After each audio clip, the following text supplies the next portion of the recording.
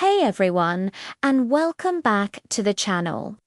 Today, we're diving into a story that flips the script on what it means to be a protector. It's about a little girl named Annika, born into the secluded, mist-shrouded village of Silverwood, a place nestled deep within an ancient, whispering forest. From the moment she was born, everyone in the village saw her as fragile. She was small for her age, with wide, curious eyes that seemed to take in everything, and she preferred the company of books and forest creatures to the rough-and-tumble games of other kids. Her parents, Alara and Finn, were the village's staunchest guardians. They, like everyone else, worried constantly about Annika. They taught her to be cautious, to fear the forest's shadows, and to always stay within the safety of the village walls. "The world outside is dangerous. Little bird," her father would say, "your safety is our only concern." They built a world of protection around her, a cocoon they believed would keep her safe from harm. But they never realized that by trying to shield her from the world, they were also shielding the world from her true potential. Annika spent her days exploring the edges of the village, her heart yearning for the secrets hidden within the trees. She didn't see the forest as a threat. To her, it was alive. She learned the language of the rustling leaves, the songs of the birds, and the paths of the smallest insects. She found ancient, forgotten texts in the village library, books that spoke of a deep, symbiotic magic between the people of Sit and the forest itself, a connection that had been lost to fear over generations. While her parents saw danger, Annika saw a forgotten friendship. One year, a creeping blight began to poison the forest.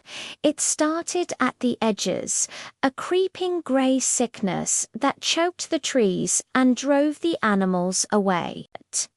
The village's crops withered, the river turned murky, and a palpable sense of dread fell over Silverwood. The Guardians, including Annika's parents, fought it with everything they had, with axes and fire, but their efforts were useless. The blight only spread faster, and despair began to set in. They were fighting the forest, but Annika knew they needed to heal it. Seeing the fear in her parents' eyes, Annika knew she had to act. One night, she slipped out of the village, following the whispers she'd always heard from the heart of the woods. She journeyed to the Grove of Whispers, the very epicenter of the blight. There, she found not a monster, but a wounded ancient tree, its heartwood corrupted by a dark crystal pulsed with sorrow. This was the source of the blight. Using the knowledge from her books and her innate connection to the woods, Annika didn't fight. She reached out, placing her hands on the corrupted bark. She poured all her love, all her understanding, and all her hope into the tree, speaking the old words of healing. A brilliant green light erupted, shattering the dark crystal and washing over the forest. When the light faded, the blight was gone. The forest began to breathe again. Annika returned to a village in awe. The girl they had all tried to protect had become their savior. Her parents embraced her, their eyes filled with a new kind of pride and understanding.